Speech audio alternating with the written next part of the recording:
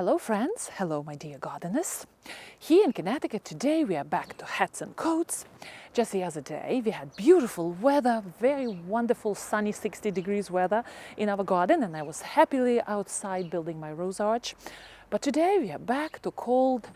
I believe today is 30 degrees. The other day, yesterday night, was 20 degrees, which is minus 6 degrees Fahrenheit, and is quite cold. It is considered early spring freezing conditions, which can be quite bad on our roses. So today in this video we are going to talk about molecular damage. We will go inside the stem of the rose and we will look how frost affects the cells of the rose, of the growing rose in spring. We will also focus on good, healthy garden habits which we can do to prevent such damage in spring. The next topic would be, we know that the freezing conditions are coming, they're not going to last long, what we can do to prepare for those. And the last topic, damage is done. Now what?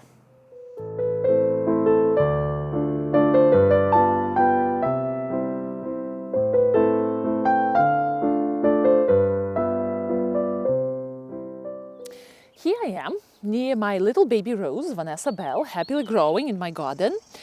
It didn't sustain any damage, but the first topic here would be, we are going to look into the cellular level of the rose and see what happens when your rose is actively growing, and here we have freezing, deep freezing conditions. So when our rose is actively growing into a dormant season, rose cells, when you look at the cell structure of the rose, when we look inside of the stems, we can see that in the fall, when the rose is getting ready for dormancy season, the cells of the rose is getting thicker, the walls of the cells are getting thicker, the consistency of liquids in the stem is becoming different. Rose is preparing for those freezing conditions. When in winter, when the liquid in the stems freezes, the walls are thick, the consistency of the liquid is different, and rose is not going to be damaged by freezing conditions, but by deep frost. So when in spring our rose, for whatever reason, gets a point that it's time to develop these beautiful new leaves, and suddenly we have uncomfortable freeze in the garden, and it's not just for an hour. An hour freeze is not going to really damage a rose, but for at least 5-6 hours, or overnight freeze. What happens is the walls of the cells are becoming thinner, the rose is in active growing stage, and when that liquid in the stems are frozen, because we have early spring frost, the cells of the walls of the cells are broken, and unfortunately the damage is not returnable and not repairable. The leaves become brown and fall off. So this is what happens on the molecular level of our rose in spring. When the rose is out of dormancy and it's actively growing, and suddenly we have freezing conditions overnight. Now, what do we do? What can we do to make this situation not so bad in our gardens? Well, first of all, we have to keep our rose in dormant stage. You see these little leaves coming out? It means my rose is getting out of dormancy, and soon it will start growing very quickly. And there are several things which we can do to encourage the rose to get out of dormancy. And the first thing is, when we give our rose a trim, annual spring trim, too early, the trimming encourages rose to leaf out and start growing. Another thing what we can do, we can fertilize our rose too early. That also can encourage the rose to produce new leaves too early. But that is not as important on the growth of the rose as the trimming time. So if we gardeners, we live in a colder climate where we have cold winters, and we want to avoid the situation of early spring frost damage, we really trim our roses late, beginning of April, the end of March. Of course, in warmer climates, people trim their roses much earlier, for example, Great Britain. But here I garden in zone 6-7, the trimming time is now. I trim already most of our roses at this point.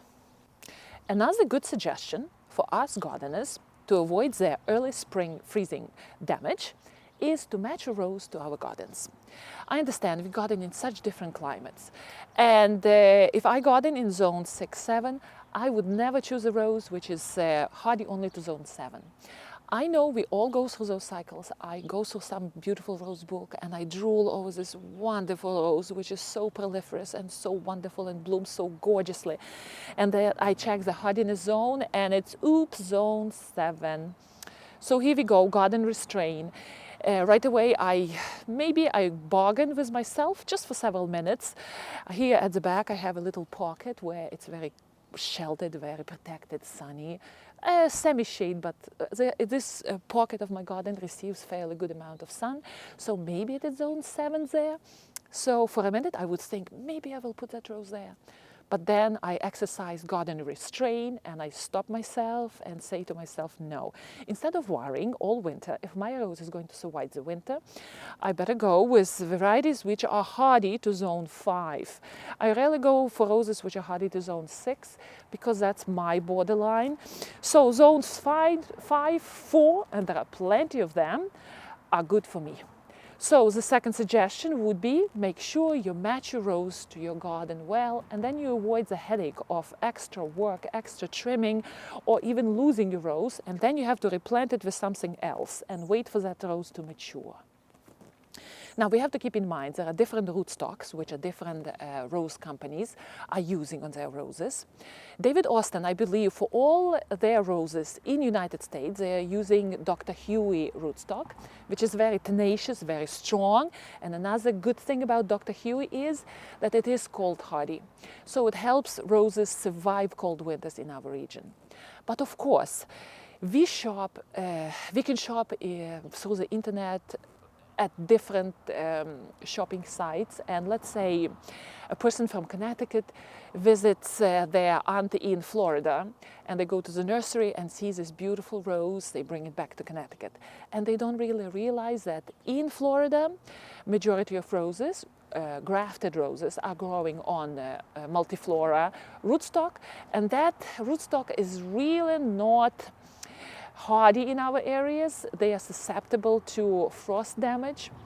They are very good for Floridian climate, where a lot of Floridians have to deal with nematodes in the soil, but not really here. So keep that in mind. If you're shopping for roses and you really don't know the nursery, or you're traveling somewhere south and you want to buy this rose, bring it back to your house, just keep in mind, always check the hardiness of zone, and if it's a grafted rose, go extra step and see what rose it is. But if you're buying from the local nursery, know that local nurseries are well aware for local demands, and they will make sure that the rootstock of your rose fits the growing conditions in your area. Another thing what we can do to encourage the damage, well, not to encourage the damage, but to create more, to weaken the condition of the rose and be more susceptible to early spring damage, is we remove the protection too quickly. Here in zone 6, 7, I don't really need to do a big hill on my rose to protect it during winter, but people who garden in colder climates have to do that. And let's say I garden in zone 5, and here we have beautiful spring weather, 60 degrees weather in late March, and I just open my rose up, I do a haircut, I make sure that everything is nice and fertilized, and here comes the early frost, the early spring frost. So that's a big no-no. Good advice is know your last freezing date. For us, it's April 15th in my zone here, and do all the opening of protection only when you are 100% positive that you will have no late frost coming into your garden. So that's another very important thing. You open your rose too early. Another big topic would be, you know that the frost is coming. What to do to be prepared? You know, if the frost is just for the freezing conditions only for an hour or two, not biggie, your rose will withstand it.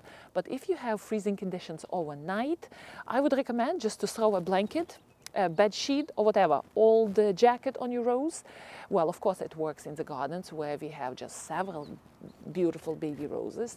But if we have a lot of roses in our gardens, that that thing will not work. I don't think you will be happy going around and covering all the roses in your garden just because you have wrong roses and you want to protect them from freezing conditions in spring. But if you have several roses, like I garden on small medium garden lot, so it would pay for me to protect my roses and throw bed sheet over it overnight, and freezing conditions come and go, and my rose is all right. Now, some of you asked me a question that they had 15 degrees weather, the rose leaves were out already, they all wilted and got damaged. So what to do about it when the damage is done, and what to do with our roses? Well, there are several degrees of damage which can be done. The leaf damage and stem damage. So I would call first degree damage would be just the leaves. The leaves wilt and they become brown and they die. The more severe damage would be to the stems of your rose. And I must say that the damage by that time is not repairable. The damage to the leaves, I say, is repairable because rose has this wonderful ability to produce several sets of leaves from one bud. So if your rose produced a leaf, it's killed by the frost, you just take that leaf off, wait for it to brown, take it off, and that bud might produce, if the stem is not damaged, that bud, chances are very high that that bud will produce a second set of leaves. But if the walls of the cells in your rose stem is damaged, that damage is not repairable. You have to wait and see how bad the damage is, and keep in mind that right away, next day, you wouldn't see the damage.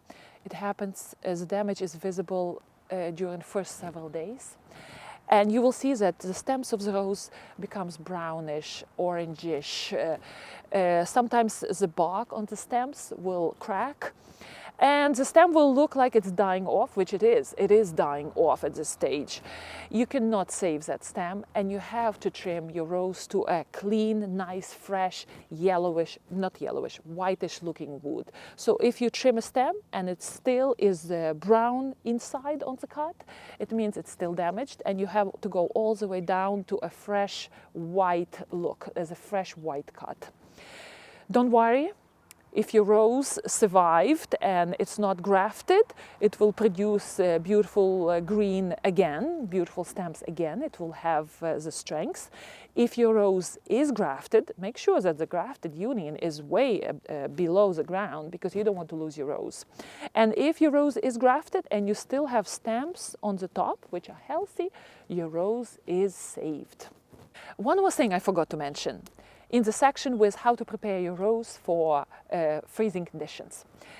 A hydrated rose is much more equipped to sustain the damage than a rose which is dehydrated. So if you know that cold weather is coming, make sure you water your rose well, especially when you had a very dry winter, because hydrated rose is healthy rose, and a healthy rose is equipped better to withstand all the damaging influences of our elements. So I hope this video was helpful, especially for the beginner rosarians. I want all of us to have gardens, to have beautiful gardens, because beautiful gardens make our lives better. Happy gardening, and I will see you next time.